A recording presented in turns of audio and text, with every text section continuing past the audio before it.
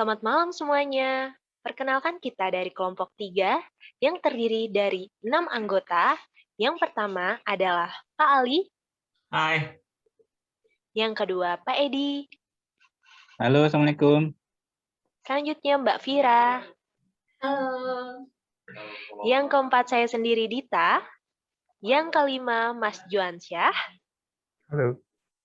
dan yang terakhir Mas Rama. Halo. Selanjutnya kita akan membahas mengenai konsep decision making dengan perspektif model yang direferensikan langsung mengenai normalisasi Kali Ciliwung dalam rangka penanganan banjir di ibu kota.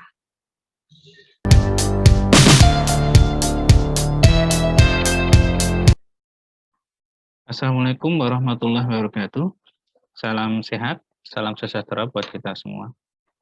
Baik, kawan-kawan, pada kesempatan kali hari ini, mari kita sama-sama diskusi dan sharing terkait dengan decision making dengan pendekatan prescriptive model. Oke, sebelum kita bahas terkait dengan apa itu pendekatan model menggunakan prescriptive model, sebelumnya perlu kita sampaikan bahwa dalam pendekatan model dalam decision making itu ada beberapa pendekatan. Yang pertama adalah pendekatan deskriptif, yang kedua pendekatan preskriptif, terus yang ketiga adalah pendekatan explanatory. Nah, pada kesempatan kali ini kita yang akan kita fokuskan pada pembahasan kita adalah terkait dengan prescriptive model. Oke, untuk pendekatan prescriptive model dalam decision making itu mempunyai beberapa ciri yang bisa kita kenali. Salah satunya adalah bahwa untuk membuat keputusan menggunakan model ini, nanti hasil keputusannya itu bisa disertai dengan sesuatu contoh-contoh yang sudah spesifik, disertai dengan prosedur-prosedur yang jelas, petunjuk pelaksanaan, dan disertai dengan rangkaian petunjuk untuk pelaksanaan keputusan itu. Nah, unsur-unsur yang menyertai ataupun elemen yang menyertai untuk membuat keputusan menggunakan pendekatan ini terbagi dalam beberapa elemen. Yang pertama adalah partisipasi. Nah, ini menggambarkan style partisipasi itu butuh diapakan. Jadi apakah misalnya kita dihadapkan dengan suatu rencana keputusan, itu apakah langsung bisa kita putuskan, atau kita butuh konsultasi lagi, gitu ya, atau ini butuh difasilitasi, atau ini butuh didelegasikan. Itu style dari partisipasi. Nah, terus yang kedua adalah situasi atau analisa situasi data-data yang menyertai rancangan keputusan yang akan kita ambil.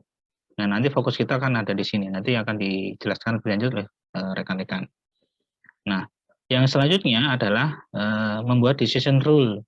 Itu adalah cara ataupun policy untuk mengevaluasi dari style partisipasi yang ada sama analisa situasi yang tadi kita tentukan. Fokus kita di analisa situasi ini adalah ini membuat ada 7 unsur analisa. Nah, nanti dari 7 unsur analisa itu nanti apakah unsur 1 apakah butuh diputuskan atau butuh dikonsultasikan atau butuh difasilitasi atau butuh didelegasikan. Nah, itu dibuat rule, dibuat policy terkait hal itu. Untuk lebih jelasnya nanti akan kita coba tuangkan dalam suatu kasus. Dalam ini adalah kasus normalisasi bantaran Kali Ciliwung dalam rangka penanganan banjir di ibu kota.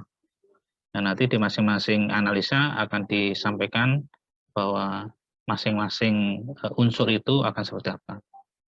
Kurang lebih itu sebagai pengantar, nanti akan dilanjutkan oleh kawan-kawan terkait dengan masing-masing analisanya.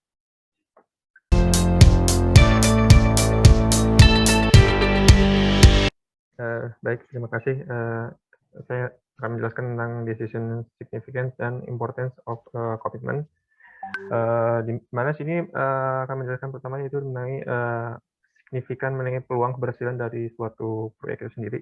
Nah, ini peluang keberhasilan pekerjaan sangat bergantung dari pengambilan keputusan dari berdasarkan data yang dapat diperhitungkan mengenai dampaknya. Artinya sebelum melakukan suatu pekerjaan atau apapun itu, kita harus melihat dari sisi dampak positif dan negatif yang akan terjadi jika pelaksanaan pekerjaan itu akan diterima. Dan dan harus diambil keputusan yang dampaknya terjadi merupakan mayoritas dapat diterima baik oleh stakeholder terkait. Kita melihat bahwa normalisasi sungai ini merupakan salah satu bentuk mitigasi bencana yang berdasarkan kajian data yang ada, bahwa adanya seperti penurunan tanah, lalu ada lagi curah hujan yang tinggi, lalu ada daerah resapan air yang semakin berkurang. Sehingga dalam peninjauan putusan perlunya adanya data awal yang harus bisa diterima. Sekian dari saya, terima kasih.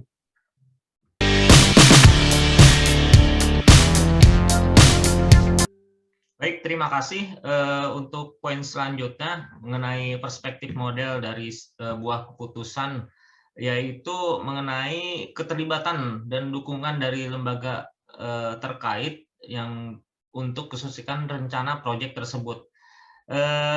Sangat penting sekali dukungan dari pihak-pihak terkait itu untuk menuju kesuksesan dari sebuah keputusan tersebut.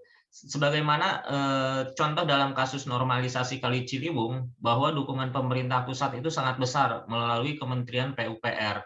Nah, ini hanya tinggal dieksekusi oleh dari pemerintah daerah sendiri, Pemprov DKI Jakarta, bahwa pelaksanaan normalisasi Kali Ciliwung ini terhambat karena dari berbagai faktor, misalkan dari adanya mafia tanah atau masalah pendanaan yang belum selesai, dan terkait dengan adanya kondisi pandemi COVID-19.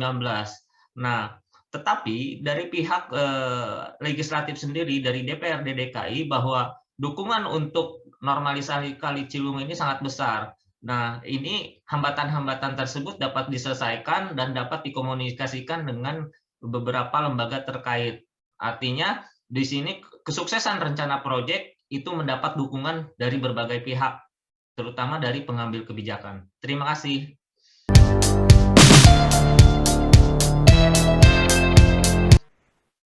Kita akan membahas leader expertise. Peran pemimpin dalam mengambil keputusan adalah sentral dan strategis. Salah satu fungsi dari leader yakni decision maker. Ada beberapa poin sebetulnya yang penting dalam bagian ini. Yang pertama, profile leader yang dibutuhkan untuk keberhasilan rencana project. Terus yang kedua adalah skill dan knowledge requirement. Yang ketiga adalah availability leader. Nah, dalam pembahasan case normalisasi Sungai Ciliwung sebagai salah satu konsep penanganan banjir di ibu kota merupakan permasalahan yang kompleks sebetulnya. Dibutuhkan kriteria pemimpin di sini. Adapun kriterianya menurut sudut pandang dari leader expertise, yang pertama adalah diharapkan seorang leader yang menangani permasalahan ini dalam kaitan Pemprov DKI Jakarta harus memiliki atau berpikir secara sistematis. Artinya pengambilan keputusan dilihat dari adanya hubungan sebab akibat, variabel yang saling ketergantungan, identifikasi yang terstruktur, dan melibatkan sudut pandang yang mewakili masing-masing stakeholder. Dan memastikan sistem berjalan sampai kepada bagian yang terkecil dari sistem ini. Expertise yang kedua, perlu adanya skill dan knowledge ya dari seorang leader, minimal mempunyai pengalaman memimpin proyek selama 2 tahun dengan pengetahuan khusus mengenai disaster management, mitigation circle, dan juga seorang leader harus memastikan dapat memastikan jalannya proyek dengan kondisi maksimal 100%.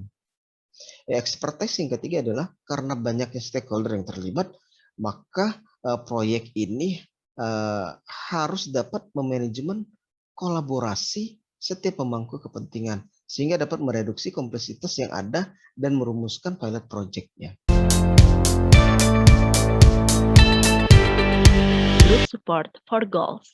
Group Support for Goals atau secara singkat didefinisikan sebagai upaya dari para anggota kelompok dalam mencapai tujuan bersama yang telah direncanakan. Pada kali ini, upaya dari pemerintah dalam menanggulangi banjir di DKI Jakarta adalah dengan cara normalisasi Kali Ciliwung. Salah satu upaya yang telah direalisasikan sampai saat ini yang sudah mencapai progres sejauh ini, yaitu pembangunan sodetan dari Sungai Ciliwung ke Kanal Banjir Timur. Proyek ini merupakan bagian dari rencana induk atau master plan pengendalian banjir Ibu Kota Jakarta. Hal ini merupakan bentuk komitmen pemerintah pusat untuk mengendalikan banjir mulai dari hulu hingga ke hilir.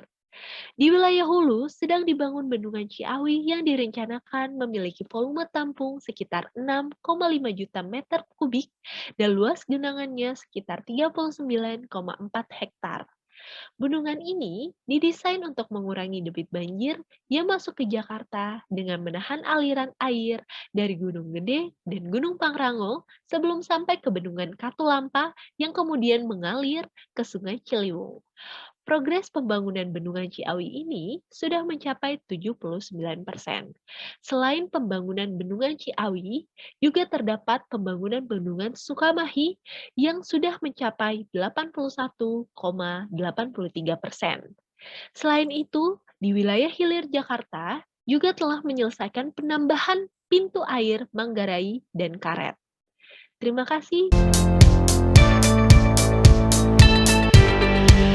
Di sini saya akan menjelaskan mengenai tim kompetens, di mana saya akan menjelaskan mengenai koordinasi tim untuk sebuah proyek, apa saja parameternya dan bagaimana hasilnya. Jadi pemerintah provinsi telah mengalokasikan dana sebesar 5 triliun untuk anggaran proyek normalisasi ini hingga tahun 2024. Proyek ini menggunakan model hidrolik sebagai parameter proyeknya. Proyek ini telah dilakukan sejak 2013 dan pada tahun 2015 pembangunan proyek ini telah berhasil selesai sepanjang 550 meter. Kemudian dilanjutkan pada tahun 2015 hingga 2017 dengan pembangunan permanen outlet dan dinding penahan tanah Kali Cipinang. Kemudian pada tahun 2021, Kementerian PUPR akan melanjutkan pekerjaan saluran air Sungai Ciliwung hingga banjir kanal timur sepanjang 714 meter. Hal ini dilakukan guna mengurangi debit banjir Sungai Kali Ciliwung. Terima kasih.